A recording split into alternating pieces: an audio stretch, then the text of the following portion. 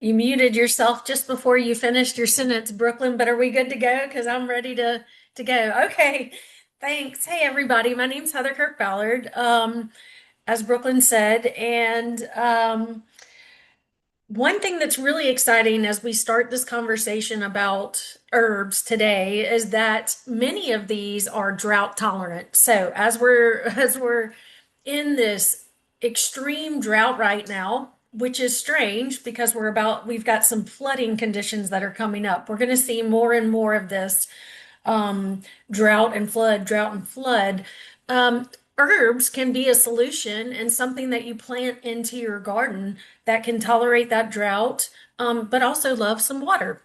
Um, and a little bit of background about myself. I take a keen interest in herbs and medicinal plants because my doctoral research was on an herb, Russian tarragon, which is Artemisia draconculus. And I did some biomedical research and we used extracts to help those folks with type 2 diabetes that has actually gone on to clinical trials from my research. But what's exciting about herbs, as the urban sustainable landscapes person, sustainable urban landscapes, let me get that right, y'all. Um, a great use of your landscape and to make it more sustainable is to incorporate more food crops and herbs. So these can hit a lot of different areas. They can be pollinator habitat. We can use them for culinary uses. We can also use them for medicinal uses. And then they can just be planted in the garden as plant material. So they can be exciting for their texture, for their smell, for the flowers that they produce. And we'll just talk about all the great things. So, welcome everyone today, and we'll dive right into it. So, if I can get these slides to advance. Okay, let me just give you a little history of herbal medicines. So, as early as 1200 BC, ancient Ayurveda, that's one of the main things that we look at. Ayurveda and traditional Chinese medicine is kind of where we start to learn about herbal medicine. So, these are the most ancient healthcare systems of India and Sri Lanka, and it's based on traditional herbal medicine. And then in 78 AD, Western medicine really began with Dioscorides, who was a Greek physician. He was a pharmacologist and a botanist. You will know that most physicians back in the day were both botanists and physicians because their only medicines were made up of plants, right? So he wrote a 5-volume encyclopedia, De Materia Medica, describing hundreds of medicinal herbs and their uses.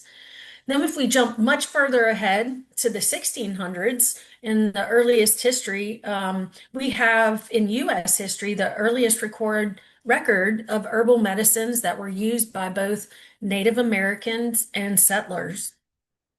And in the 1820s was when we really got into the laboratory, let's say. We started to understand that plants produce these secondary metabolites that are very important and what we look at for medicinal properties. So, one of the best known um, medicinal plants or secondary metabolites, also known as phytochemicals, is called caffeine. And probably all of you today, unless you have some sort of, heart condition or any issues, had some type of caffeine, whether it have been in a soda, your coffee, or in your tea. So that is a stimulant of the central nervous system, and that is an alkaloid. And it's isolated from the coffee plant seed and also the leaves of Camellia sinensis or the tea plant. So in 1821, it was isolated and synthesized, and it was then subsequently we were able to synthesize it in 1895. So if we think about medicinal plants and we think about current pharmaceuticals, most of those medicines were originally understood and derived from plants, but now we've gone to a model where we figure out what the exact active ingredient is, we figure out the chemical structure, and then we can just go into a laboratory and synthesize it, and then we take it as a pill or potentially as an injection, something like that, or potentially a topical cream. Another example is another alkaloid. That's another type of secondary metabolite, same as caffeine, is morphine, and it was used as a pain reliever. It was extremely helpful during World War II, and it is isolated from the poppy, which is a beautiful landscape plant, right? And it was isolated in 1804, and they began selling it. Merck began selling it by 1827. In the 1850s, quinine was synthesized, so this was extremely important when it came to malaria. So this was a treatment for malaria. So the English chemist, and you'll start hearing these names. William Henry Perkin, right, laid the groundwork for industrial organic chemistry with the synthesis of quinine. So Perkin, Elmer, all these different chemical companies, you're going to start hearing their names and understanding their role. But all of this began from plants. But now in we're in the 2000s now, but in the early 1900s, we saw a shift to synthetic drugs, and it was a new era for drug delivery. In the 1950s, metformin is one of the most prescribed diabetic drugs. It is derived from the French lilac, so it is originally derived from a plant. We saw first clinical trials for the treatment of diabetes, and it is still the number one prescribed anti-diabetic drug. In the 1960s, as far as chemotherapy went, the National Cancer Institute asked a group of botanists to start collecting samples, and we started looking at them for their anti-cancer properties. In the 1980s, we looked at those extracts and moved them into phase 1 and phase 2 clinical trials derived from that screening of plants. And then we had drugs that were developed from those trials. So things like Taxol or the Pacific Yew or camptothecin from the Camptotheca tree, those are two highly utilized chemotherapeutic drugs. And so then we're seeing more and more research into medicinal plants, continuing to look at those herbal medicines. And so I just wanted to give you that background of how plants and the current medicines of today are linked together. But you probably have all heard of Hippocrates. He was a Greek philosopher and a physician. He is considered the father of medicine. And he had a famous quote that was, "Let food be thy medicine and medicine be thy food." So we know that there are a lot of healing properties from plants. All right, so I just want to make a disclaimer. I am not a medical doctor. I do have a PhD, and that is just in horticulture. And this presentation is just meant to stimulate interest in plants as and their medicinal properties, and just to recognize just how wonderful they are.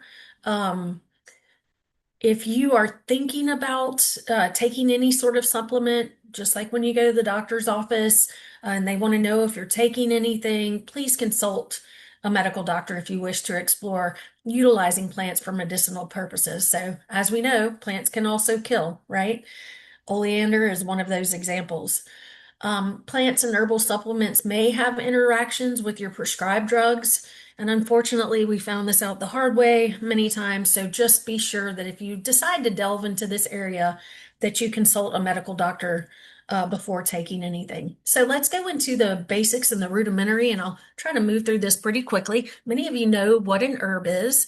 That is actually the herbaceous part of the plant. So an herb is any plant that has leaves, seeds, or flowers that are used for flavoring food, medicine, or perfume.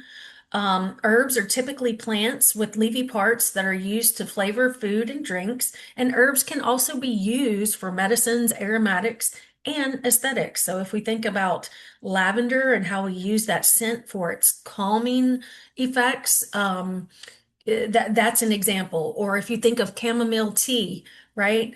We can make a tea out of it, and that helps us to relax and maybe become sleepy. Um, excuse me.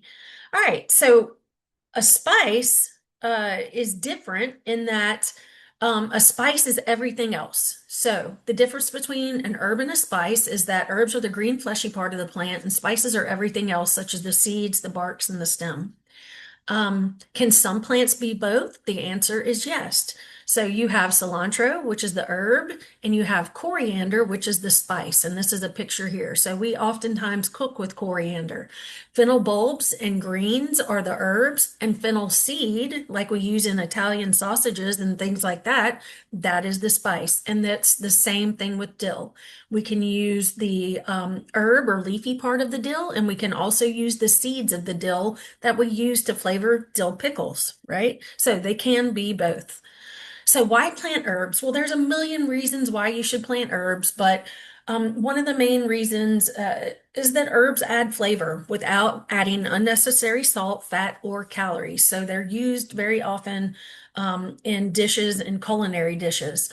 They also are used for their smell, right? We're looking at a picture of lavender here. It's very aromatic, and the pollinators actually love it. So this can be an excellent addition to a vegetable garden if you have one because it attracts pollinators to the fruits to the flowers in the vegetable garden, and they can help us to pollinate. But another thing that we can think about is that it just adds beauty to our landscape. That beautiful flower, the foliage, the color, the blooms, the texture, right? All add different elements to the landscape. So there are two types of, well, there's more than one type of herb, but when we're talking about its life cycle, as you probably know, there are annuals and there are perennials. Perennial herbs are most that can be planted throughout the year. They're typically best planted in the fall using transplants. And many herbs do well in cooler conditions. Less humidity can mean lower disease incidence. You will learn that many of the herbs that we grow actually originated in the Mediterranean. So they like dry, arid conditions. And that's why I started this talk off with during these drought conditions, herbs are your friend because they really can tolerate these drought, hot, dry conditions. And so if we're in an instance where we get a lot of humidity and rain, there may be a little bit more disease pressure in those instances. But if that's high humidity, right? And many will last through the summer. So there's lots of different gardening systems for homeowners. We've got in-ground growth, you've got raised beds, we can grow in containers, and we can also utilize hydroponics. Here are all sorts of different sizes and shapes of gardens. We've got in the upper left-hand corner raised beds if you have a large backyard or large area of land. You've got this cute little picture from a school garden where they're, repurposing a pallet and putting soil in between. I just love this. And then they're growing herbs in between. You can use an old chair, throw some tomato plants in it, throw some herbs in it.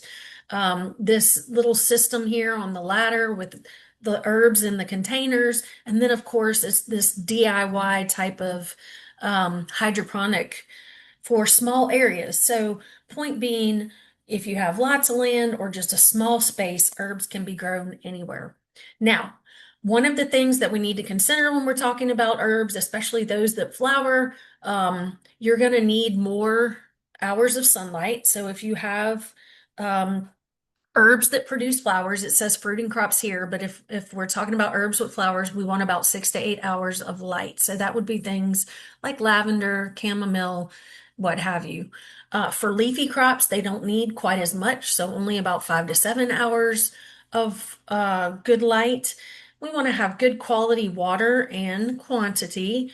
Now, when it comes to herbs, we want to make sure that the drainage is very good, right? So I want to say the majority of herbs do come from arid regions, and so they do like more dry conditions. So if we're growing in containers, just make sure that we're using well-drained medias and make sure that all your containers have drainage holes in them. And then soil, make sure you got enough and that it's a decent pH of about 5.5 to 7. If we are growing in ground, you all probably know the best thing to do. I heard Brooklyn mention that y'all talked about soil testing. Make sure that we're testing the soil. Containers and raised beds need a good media. Test your soil yearly to determine what is needed at minimum when the garden bed is started and every 3 or so years. We don't have to do it every single year, but we want to know what we're starting with, and we want to know how much nutrients has accumulated over the years. So doing soil test every 3 or so years is good. So we can get soil test kits that are available at UGA extension offices, and those can be mailed in. Drainage is very important. Again, making sure that it's a well-drained media and that there are holes in any of your containers. And so what does a soil look like? We know that it's about 45% rock particles such as sand, silt, or clay, 25% water, 25% air, and 5% organic matter. Now that's an ideal soil. Do we always have that? No.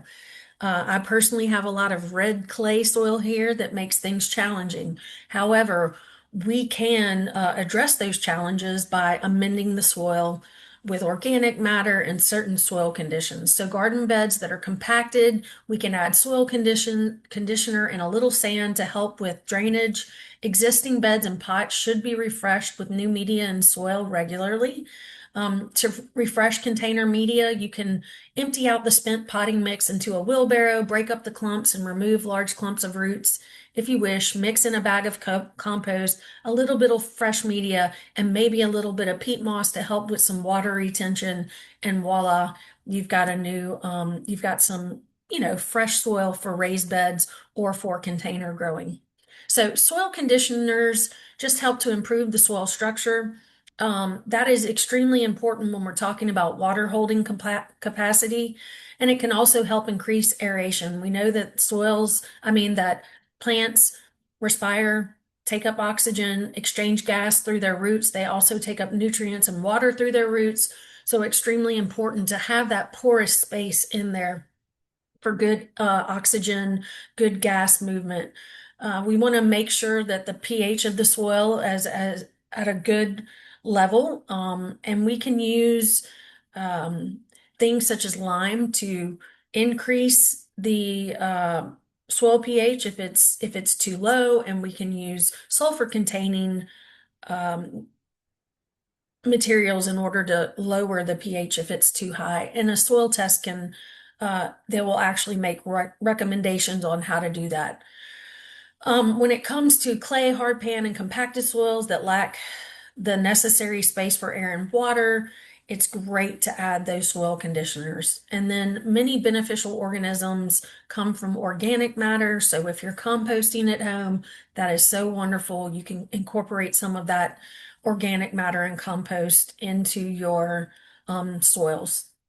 Some other things that you can add are crop residues, sewage sludge, sawdust, ground pine bark, peat moss, and then there are some inorganic soil conditioners such as pulverized limestone, slate gypsum, glauconite, polysaccharides, polycrylamides, and what have you. So for more information on soil conditioners, you can reach out to myself or anyone at the Extension Service to get more information about how to improve your soil. All right. Automatic irrigation is not necessary, but it does make things a bit easier if we don't forget it, because in these times we want to be very conservative about watering. Right now, we're on a level 1 plan for drought conditions, so we only want to be using irrigation when we have to. The best way to deliver water is at the soil line, so it's not wasted, and we want to do that very early in the morning between the hours of 4 and 6 a.m., right? And so that we can conserve as much water as possible. Hand watering can also be done, and hopefully Mother Nature, well, we know that Mother Nature is going to be sending us a downpour here very shortly. So the garden size all depends on your resources. Do you have 40 acres? Do you just have a small yard, maybe a balcony? Just work with what you have or what you have time for, and you can all do this. As you can see, there are many different systems. Again, a school garden here growing in large raised buckets. You can grow on a patio very well. You can get out and have lots of space where you might need a tractor or just some raised beds. So just make use of whatever you have.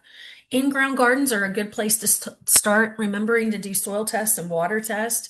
Um, The pros are you can work with what you have. The cons are you could possibly have poor soil, poor pH, maybe low organic matter compaction or poor drainage, but we have something to work with, and we can also um, fix some of those problems again with lime, compost, soil amendments can all be added to help improve any compaction or poor drainage or low nutrients. In-ground systems, again, these are just beautiful. They add beauty to your landscape. I love this photo of a good friend of mine. This is her kitchen garden. She's got annual plants growing here. That's her daughter Charlotte walking through the garden. She also has many herbs, and it's fenced in. Such a cute little spot where she can put in a great deal of herbs, kind of like a kitchen garden where she can go out and just snip what she needs in order to cook, or just look at them if you'd like to. All right, raised beds, we've talked about that. It's all about the media and the right depth, right? So we need at least a 6-inch depth for growing. These raised beds are great to make handicap accessible, or for those of us who can't bend over anymore, get that low to the ground. These are excellent for accessibility. And now there are so many systems that are kind of galvanized steel or ceramic coated that are raised, and that's what I have here in my yard because I have a very small yard I'm in a neighborhood that has an HOA. I can't build up rows, and so I utilized raised beds. So you want to make sure that the depth is good. Here's just a large planting of rosemary. I love it. This is that trailing rosemary that's going over the side here. It's so aromatic. And when this blooms, it produces purple and white flowers. So it is great for the pollinators. They just love it. All right.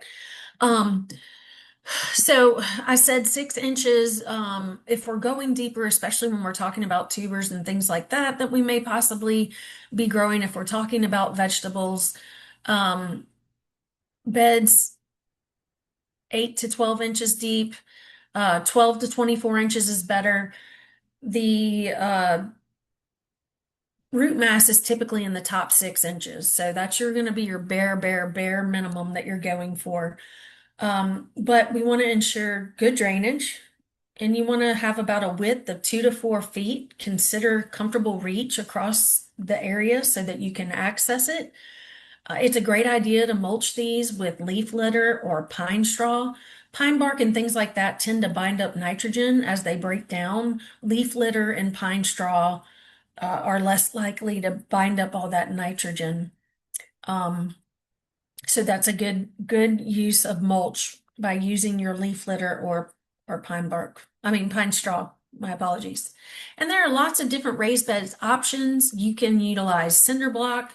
The pros are that it's cheap, available, durable, and long lasting. The cons are that it's heavy and it can hold heat. That's a good thing in the wintertime, but maybe not for the summer. Luckily, cinder blocks are that light gray, so that definitely helps with the heat. You can use rocker stone. That material can be free. It's rustic and cottage looking. The cons are it's heavy. Weeds typically grow in the cracks, and grass encroachment can be likely. You can use those galvanized metal or stock tanks. They're quick setup. They have that industrial look. They can be more expensive. Although, even though those are galvanized, sometimes they will rust over time. And then woods are cost effective and easy to install, but they are short-lived, good 10, 15 years before they start breaking down unless the lumber has been treated. And when we're talking about edibles, we kind of want to steer clear of any treated wood for those types of systems. So when we're talking about raised bed design, we want to use full sun. That's best for most plants, especially for vegetables, flowers, and herbs. We're going to have good airflow. That's key to help reduce overall disease. And the location should have good drainage. Design only as large as you can maintain. I know I'm guilty for planting vegetables and herbs and not harvesting them as often as I can. Although these can be, shared with neighbors or even composted. So at least they're in that cycle where they're being used over and over. Um, Water access is important. Make sure that you have access to a water source that you can water. Consider harvesting rainwater if you can, and designed to be easily covered for frost in the wintertime. So think about that, that we have to cover them in the wintertime. Container gardens are a very convenient way to grow herbs. The larger, the better. 3 to 5 gallon sized containers work the best. Small pots will dry out more quickly, so it's going to be more labor intensive. You're going to have to water more often, and the more often you water means the more often you're going to fertilize. It's very important to use a good potting media. Ceramics and terracotta are great. Plastics are economical. Black plastic can get really hot though, so keep that in mind. So explore colors. And compost materials and fiberglass are lightweight, composite materials, sorry, y'all. And fiberglass are lightweight and can be more easily moved and less expensive compared to ceramics. So to save time and improve watering efficiency, you can utilize a drip irrigation, then you don't have to call your neighbor when you're out for a week for the summer on your vacation to water container plants. But always keeping that in mind that watering container plants is going to be a more laborious type of growing system. All right, so these are just some pictures of different types of growing containers. If we're talking about fruit and vegetable production, greater than 5 gallon size is better, but for herbs, we're fine with using small containers, even these beautiful wall containers such as this. You can easily get these online. I don't know if they're typically offered in retail garden centers. I know that we've done some growing utilizing some of these bag systems where you can add soil directly to it. And we've gotten those very easily off of the internet. All right, so again, container growing can be done. Use a good soilless media, and if you're growing anything that's vining, make sure that you are utilizing trellising. You can also use hydroponic systems. There are a lot that are offered now that you can set up inside your home. You don't have to worry about soil, no mess. It's got that automatic watering. Lots of folks are doing these aeroponics. You can also you make a hydroponic system that can be set up and made with PVC piping. The kits are sold online, and again, those kitchen systems are also available online. Well, let's move into some of the herbs that we can grow. I love rosemary. It's utilized very often as a landscape plant on UGA's campus because you've got the upright rosemary and you've got the prostrate or the trailing rosemary, and they're both great for landscape beds. Rosemary will get so large and it can tolerate pretty hard freezes. It almost becomes shrub-like. It's got woody stems. This is a perennial evergreen. It likes full sun. The water demand is very low to medium. So when we're talking about drought tolerance, this is an excellent selection. I love that this is a driveway at a residence that has utilized rosemary, and it's become an entire hedge. And I put this picture in there because I love the flowers of rosemary, and so do the pollinators. This has very high wildlife value. Bees, butterflies, and birds just love rosemary. So we can use this in a rock garden. It's got a great fragrance. It can create a screen or a hedge. Again, you can get that upright or trailing form. They usually get about 3 foot in height by 3 foot wide, but we need that well-drained soil. So if we're thinking about drought tolerance, we're thinking about evergreen, perennial, it flowers, and it can be used in culinary dishes, right? We use rosemary. I love to make potatoes, sweet potatoes, white potatoes with rosemary and olive oil. It is delicious. So it's got a lot of great secondary metabolites that have some medicinal uses. So consider using rosemary. It has been used medicinally for poor circulation, for hair loss. Think about all those shampoos where it's the rosemary and mint. It's very fragrant. Um, it's used for indigestion and intestinal gas. It has been shown to lower blood pressure. It's used for rheumatism, for smooth muscle spasms, and In some cases, they've used it to cause sweating. Um, Not really sure what we want to sweat for. Sometimes they say that helps to get rid of a fever, potentially, right? But rosemary is an excellent selection, does well here, and it has great landscape use. All right, lavender is a little bit more tricky, although I have successfully planted lavender here. It's a Spanish lavender. There are some improved cultivars. This is an herbaceous perennial that loves full sun and it has very dry to medium water demand. So excellent choice again for drought tolerance. It has those purple showy flowers. It's adapted. It is not native. Its wildflower life value is for butterflies. It's very fragrant. We know that, right? We use so many different types of lavender soaps, lavender shampoo, right? And this one's a very showy flower. It typically blooms in the summer. Mine's blooming right now. It is evergreen. It's upright. It gets about 2 to 4 feet in height. I'm sorry, 2 to 4 feet in width and 2 to 3 feet in height. And again, it loves well-drained soil. So another great selection for drought tolerance. The edible portion of the plant is the flower. This one produces terpenoids, phenolic acids, flavonoids, and sterols, which are actually very good for helping to reduce cholesterol. Its medicinal uses, of course, have been used for insomnia. I have 2 children, and I know that when they were little, we used to put the lavender lotion, the sleepy lotion, and their bubble bath was lavender, so it helps with insomnia. It's very calming and soothing. It can be used to help reduce migraines, for muscle strain, for restlessness, sharp stabbing pains.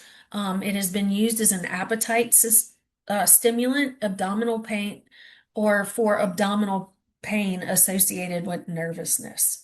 So lavender's another great addition, very fragrant, beautiful flowers, um, wonderful pollinator plant, looks great in the landscape. Just make sure that you have a very good drained soil, okay?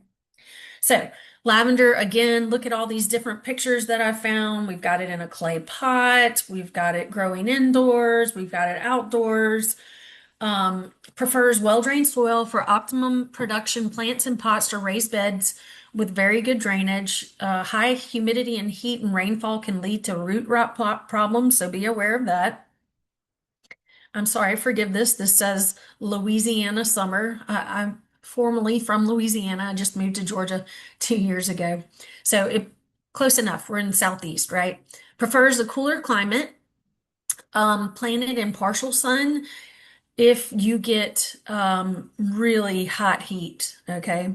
Spanish and French lavender tend to do better than the English lavender, and the bloom time is typically June to August, but like I said, mine is blooming right now in May. It is said to be tolerant of rabbit, deer, drought, dry soil, shallow rocky soil, and air pollution. Now, I haven't met any plant that a deer doesn't like just yet, but if there's promise for these, I don't get very many deer in my landscape or in my neighborhood, but it's a highly developed area. All right, mint. This is an herbaceous perennial. The edible portion is the foliage. This one, I just want to warn you, is very aggressive, right? There are so many different flavors and smells. There's peppermint, there is spearmint, there is chocolate mint, there's pineapple mint, so many different flavors or scents that they've come out with. This one spreads very easily, so you want to be careful to grow them in containers if you can, because they will spread. Okay, they will die back in the wintertime in a hard freeze, but we'll see them again in the springtime. They return from their roots. So they will bloom in the summertime from June to August. Most people don't want their mint to bloom because it kind of changes the flavor of the mint when we go from vegetative growth, the leaves, to reproductive growth, which is the flowers, right? It can change the flavor of the mint, but I would say let it go because these are extremely, extremely pollinator friendly. So I tend to let mine go to flowering. I use mint every now and then. It makes a great mojito, right? Great and mixed in salads with watermelon or in a tea. Mint is great, right? So again, medium water needs, can tolerate some drought, very fragrant, it's edible, it tolerates rabbit, deer, and wet and dry soil. So this is extremely important when we're talking about these swings in the climate, right? We've got dry and then we got heavy rainfall. Mint is a good option. Some medicinal uses are for abdominal or intestinal pain. It has been used for bronchitis, laryngitis, chest pains, common cold, nasal congestion, cough with throat infection, headaches, irritable bowel syndrome, itching, muscle spasms, nausea. It's also been used for sunburns. Menthol, we know, has that cooling effect. It's used in our toothpaste. It's been used for toothache and for wasp stings. All right, thyme. Thyme's another great drought tolerant plant, right? These are small leaves. This one's perennial. The edible portion, again, is foliage. Much like rosemary, it does have woody stems. The average mature height is about 3 inches to 1 foot. So this is kind of more like a ground cover. It can tolerate some foot traffic. So this is an excellent choice if you have maybe stones in your backyard and a walking path. This can be grown in between, large pieces of slate or those stepping stones, things like that. It blooms from June to August. It's usually a deep pink or white color, and it's very showy. Um, it loves full sun. It likes dry to medium water. So this is another drought tolerant species when we're talking about drought tolerance. It is also deer and air pollution tolerant. It does attract butterflies if we do let it go to flowering. And some of its medicinal uses are it's used for cough. Thyme is often used for fungal infections. It has excellent antimicrobial properties. I used thyme oil in a research project in the past. If you know about Spanish moss, there's something else called ball moss. They're related. They're epiphytes, so they grow on trees. They get their nutrients from the air, but sometimes that ball moss can take over certain plants. And this is a environmentally friendly way to control those types of ball mosses is with thyme oil. Um, so it's got a lot of antimicrobial properties. It can be used for headache, hysteria, indigestion, intestinal gas, worm infections, wound care, and to induce sweating. And if you look at the ingredients for, common mouthwashes, thymol, which is the active ingredient from thyme, is one of those. So you see menthol, you see thymol, you see eucalyptus. These are all have very good antimicrobial properties. Okay, lemon verbena. This is an herbaceous perennial, an annual herb in Georgia. It will die back if we get a really intense freeze. It does like full sunlight.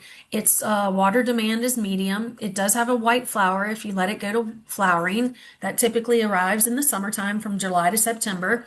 Butterflies love those flowers. It's very fragrant. The flower is showy. It is evergreen and it has an upright form. It gets about 2 to 6 feet in width and 2 to 6 feet in height. It does like well-drained soil, so another drought-tolerant herb that you can utilize in the landscape. The edible portions are both the flower and the foliage. And a fun fact is that lemon verbena was first was cultivated and prized for its lemon scent, which people of many cultures use to make perfumes and oils to scent themselves and their homes, and you don't need to crush the leaves to smell it. All right, and so I'm showing you one of these products here. I'm not trying to promote it, but it often uses a lemon verbena scent. All right, let's talk about some annual herbs that can be planted for spring and summer. These are planted after the danger of the first frost is past, so we're good to go. typically planted mid-March through early August. You can sow the seeds up to a month prior to the first planting date. So if you want to start them earlier inside the house.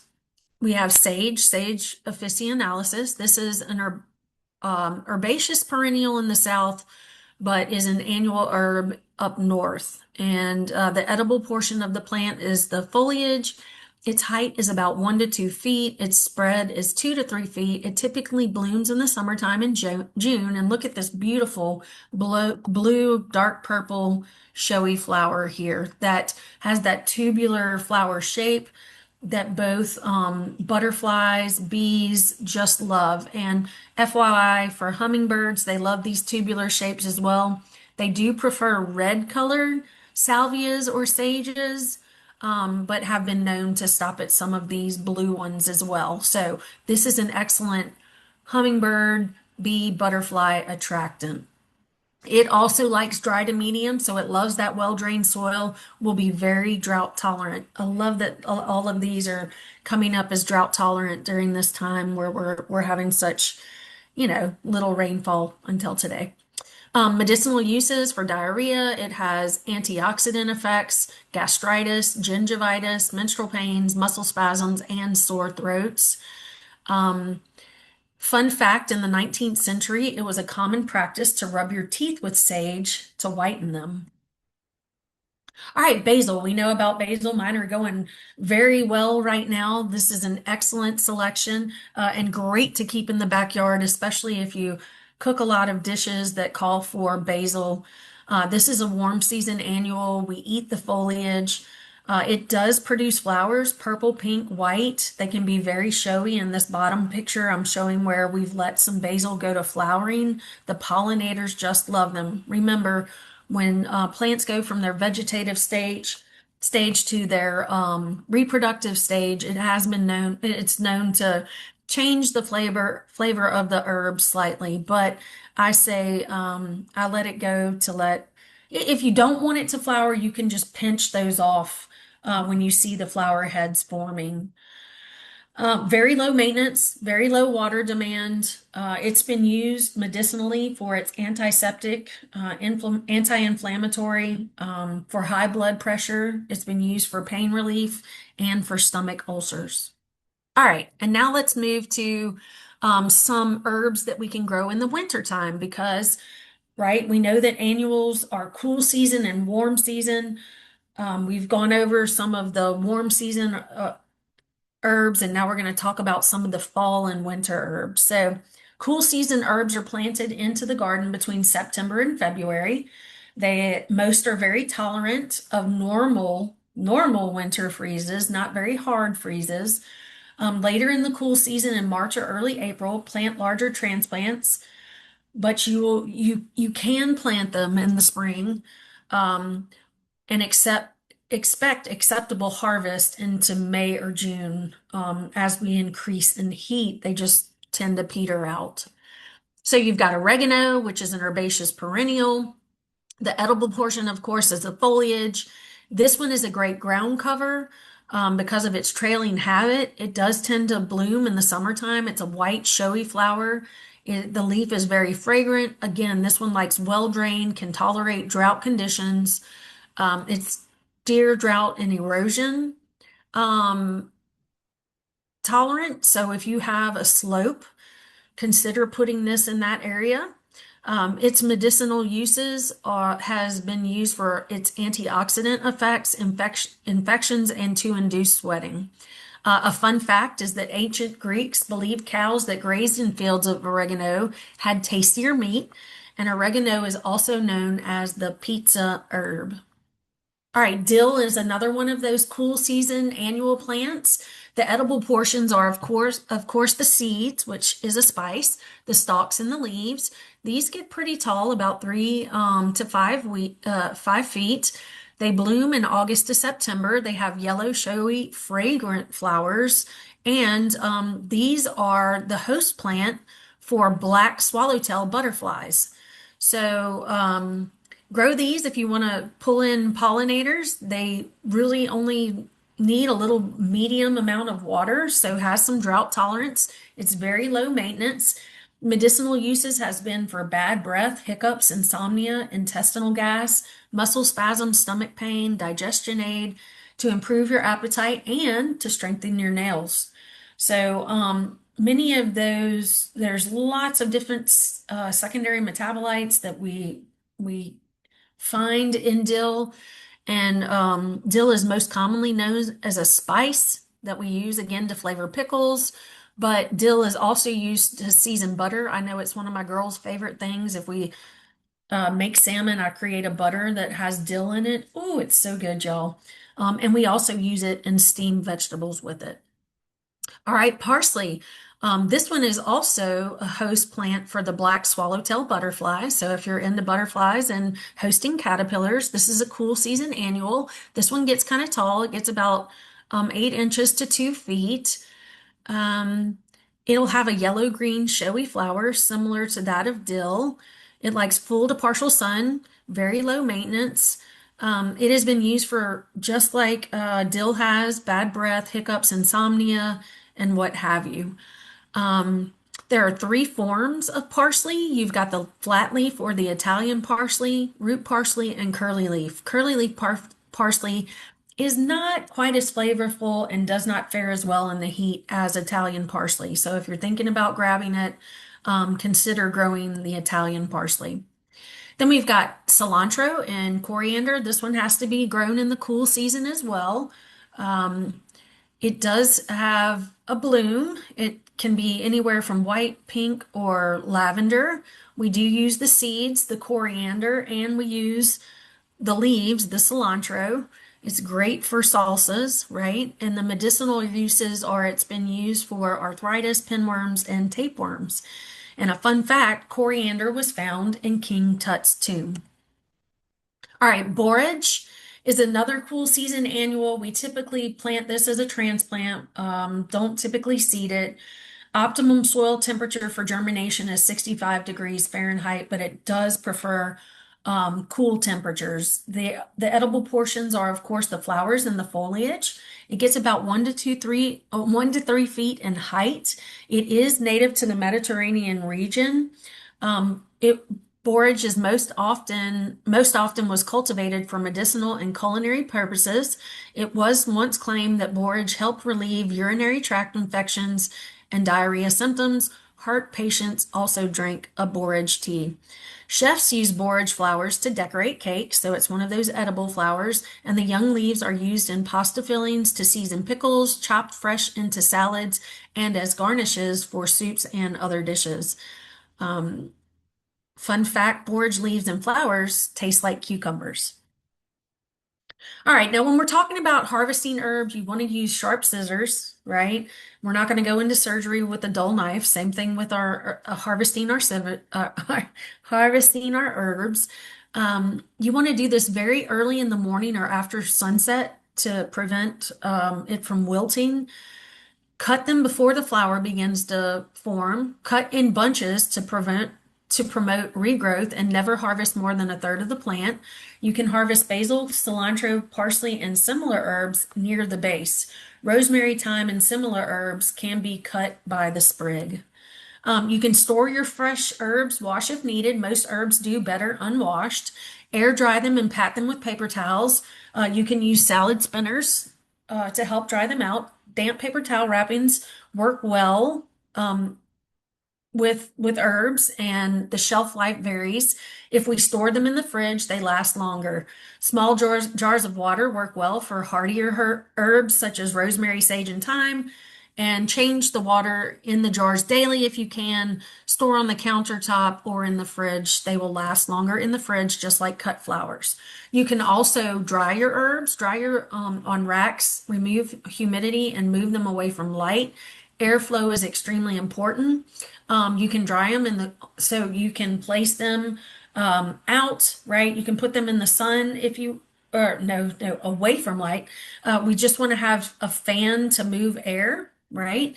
We can also dry them on a cookie sheet in the oven at the lowest temperature, turning every 15 minutes until they're dry. And then make sure you use dry, sterile jars with airtight lids. Make sure you label. the jars with the harvest date and the contents, and you can serve those in room temperature. You can also make ice cube trays with herbs.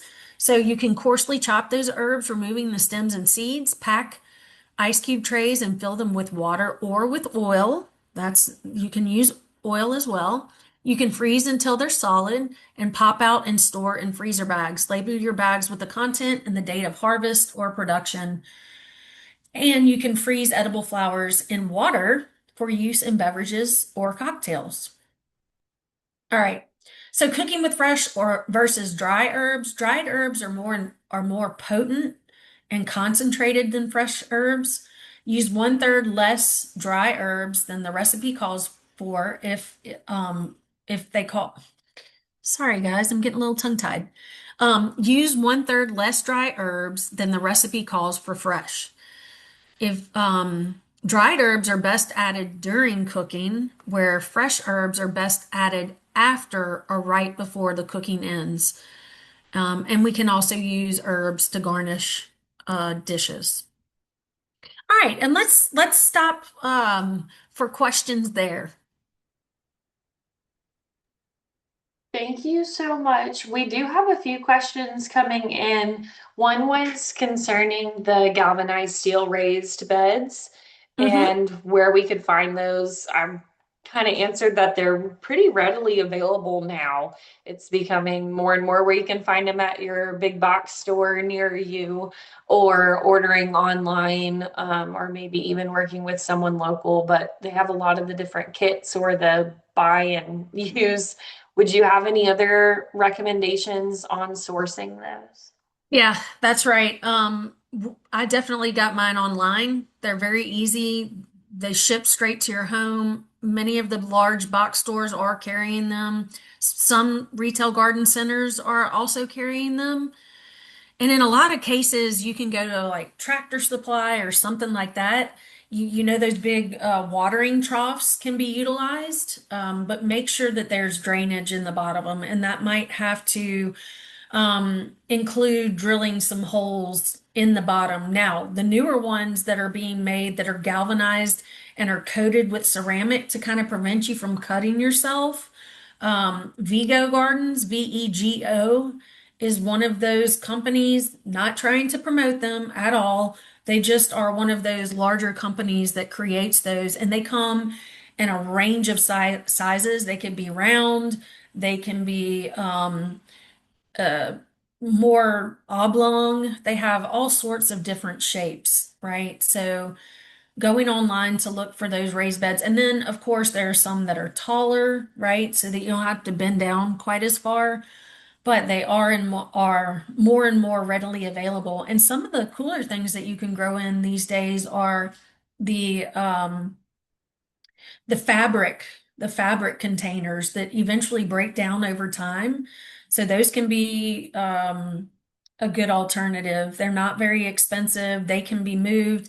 Again, the material does break down eventually, which is a good option, right? And you Thank said there were you. more questions? Yes, there was another question before I turn off the recording that I would love for you to answer. So it was about annual herbs and their ability to self-seed. Yep, they certainly can. And one of the things I like to do when I'm pulling up those herbs, again, I said that I like to let mine go to flowering. I like that for the pollinators, but also so that you can harvest the seeds. So when they're coming to the end of their life cycle, let them flower. You'll see them start to dry out themselves. You can cut those and harvest the seeds. Just let them dry out. It'll take some time, and then you can shake them out, store them in paper bags, small little paper envelopes or something like that. Make sure you label them, or you can just let them go to seed in your garden, and that volunteers will come up. Yeah, so that is one great way to do it. Wonderful. Thank you so much.